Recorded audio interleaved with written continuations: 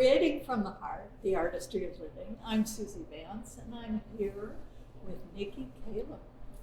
Thanks. How are you? I'm great. Thanks for having me. Good. How are you? I'm good. I haven't seen you since the NAC. I know. Those were the days. I know. So, Nicki, I do remember when I would spin with you that you did have this idea.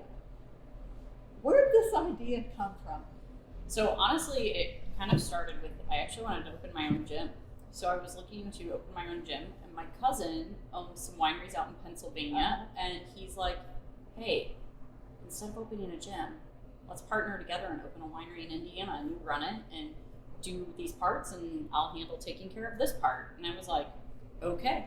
It was really that simple and easy. I knew I wanted to be in business for myself and make something to pass on to my son and keep within the family. That's fabulous. So here we are at Running Vines in Chesterton, Indiana.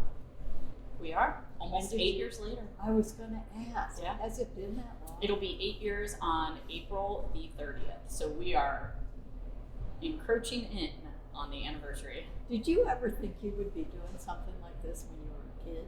No, never in a million years. I thought I'd be a doctor in the Army is honestly what I thought I would be doing my whole life. So, yeah.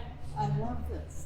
This is really great. You know, you blossom. Life is never in a straight line.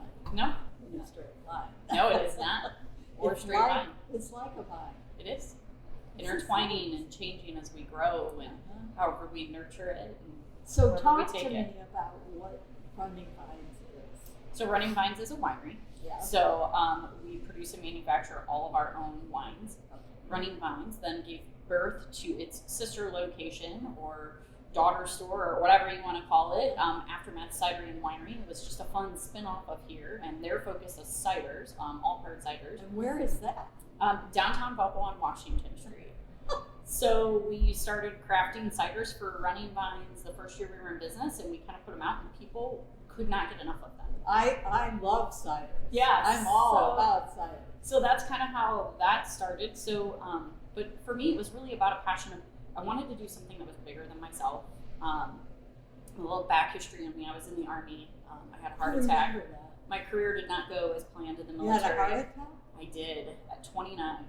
So Holy moly. it did not go as I planned or as I envisioned or wished it would be. Because you And thought you were going to be in the military forever. I did. I really, truly did. That's what I wanted, right? I wanted to do something bigger than me. I wanted to make a difference. I wanted to help.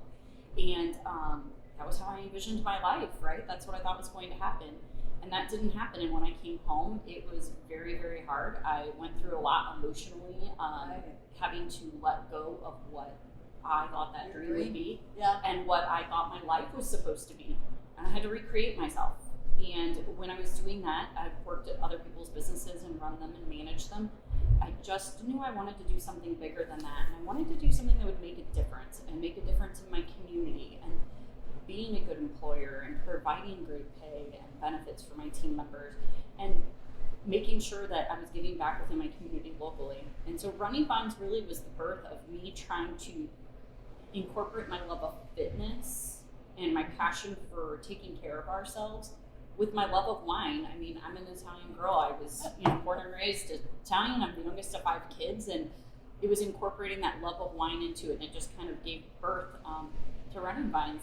And so, we have like fun runs, and we do all different kinds of things to incorporate like health and fitness and movement into our daily and lives then we here. come back and celebrate. Exactly, because you have to have balance in your life, and red wine is good for your heart.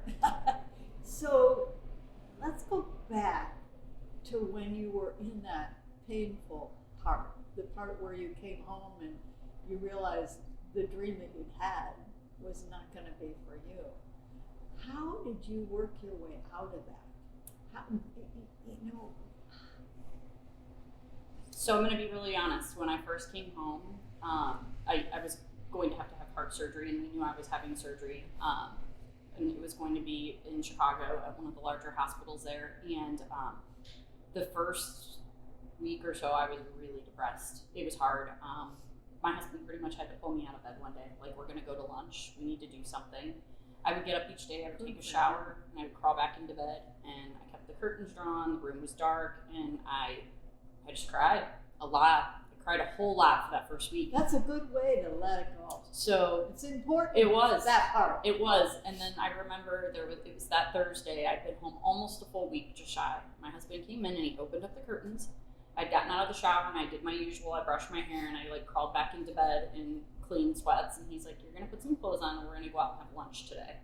I'm like, well, I'm on bed rest. He's like, you can still go out and have lunch. He's like, we're going to go have lunch. And so he took me to one of my favorite restaurants here in Chesterton, and we went and had lunch, and he made me get out, and then he's like, okay, we're going to go do these things. And he made me just go to the grocery store with him, and just something to get out and move and be around people. And then that night he was like, all right, we're going to cook dinner together. He's like, I know you have to sit mostly. So he put a bar stool in the kitchen, and because I wasn't allowed to really be up on my feet a whole lot. So he was, so he helped, and we cooked, and he got me to go down to the kitchen table that night for dinner, which was really important for our son to see mom out of bed and not like just holed up in a dark room, miserable. So honestly, it was Steve.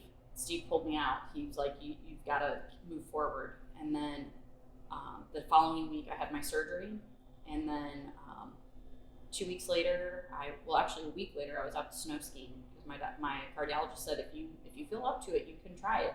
And I did. I went to Michigan. I went snow skiing with my son and took him, and we had a great time. And it was a great mother-son trip. My sister and her son went, and then one of our girlfriends and her kids went. And it was just a great time. It was just, moms and their kids, and we just all went out and snow skied and had a great time. Everybody thought it was insane that I was snow skiing a week after having heart surgery. And here I was out there snow skiing. And then when I went to my 1 month checkup, he cleared me to start running again and exercising, but it took a whole month. And that day, before we even left, my husband texted my really good friend Jessica that I ran with a lot, and he's like, hey, Nicki has the all clear to run. I'm just going to tell her to meet you at the trail. What time can you be there? And she was, because they had already planned it, and that was the best thing. And then running after that was my therapy. It was my way to get out and move and prove to myself that I was alive, that I survived, and that there was so much more ahead of me to do. So it was a really big healing journey. And then I literally decided to train for the Chicago Marathon, and went and did it. So 9 months after. And here you are thriving today. Here we are. Okay, so you're back on your feet. Yep. And all kinds of things happened between there and today. Correct, yeah. What was next? So when I went back after a week, I was released to go back to work, and I went back to work at my job at State Farm that I had as a civilian before I left for the Army. They welcomed me back with open arms, and State Farm was amazing to me. They were just awesome. I couldn't have asked for a company to treat me better and be better to me. And they were like, absolutely, your job is here. And I went back to work, and I just was not feeling fulfilled. Like, I was good at my job, and I loved the people I worked with. Right. And while I liked what I did, I just still had this like nagging feeling of I'm not doing what my life's purpose is. And I was just searching. So I became a personal trainer, and then I became a sports performance coach, and then I became all of these things, and then I got headhunted for that job out in Michigan City at the athletic club. And I went there, and I always joke it was the best job but the worst job I ever had in my entire life. It was very hard for me mentally and for my family. It was great as it taught me how strong I was, and it really brought me into the person I've become today, because I was not that person when I walked through their doors in June of 2011. So I did that. What's the difference? What's the edge that you acquired? A lot of standing up for myself. I'm trying to find the right word. I learned to have a backbone. That's what I did. I learned to have a backbone, and to not let, and I got some grit to me, and not let people's things interfere so much with me. And it taught me to be tougher. And that's good training for this. Yeah, it was. It taught me to be really tough. And it also taught me a lot of good business lessons, things that you need to do as a business owner, things you shouldn't do as a business owner, and all of the things that need to happen, and how to work with people and communicate well. So you are making sure that the why behind what you're doing is moving forward so Right. the team can do it. So it taught me a lot of great, valuable lessons as well. But again, I just wasn't feeling fulfilled. So 3 years in, I had approached them about, buying the club, and they didn't really want to sell. And then they were interested in me buying in. And then I looked at it with some family members that were attorneys, and they're like, I wouldn't do that because you're not going to own enough to have a say. So I was like, well, I'm going to take my money, my seed money, and I'm gonna open a CrossFit gym. And so that was my plan. I was going to open a CrossFit gym. And then I went to a family reunion, and my cousin and I were talking, and he's like, don't do it. He's like, let's do this. And I was in his winery. Might have consumed a little bit of wine at the time. And I was like, all right, cool. I'm going to open a winery. And it did that. And I definitely feel like I've found my purpose. But I still feel like there's more. So I just have to keep working. Yes, fabulous. What do you like the most about the winery? Ooh, that's a tough one. Well, my favorite part is when I actually get to be behind the bar and talking to my guests and interacting with them. That is not a part I get to do very often anymore. I'm sure. When we started across the street here in 2015, I was behind the bar every single day, pretty much open to close. And then with a few days here and there that I wasn't, but for the most part, I was always there. And then when we opened the second store, I learned I couldn't be two places at once. And I had to learn to start to delegate and grow my team. When we opened across the street, I had 5 employees, and today we're almost at 60. So it was learning to grow and change.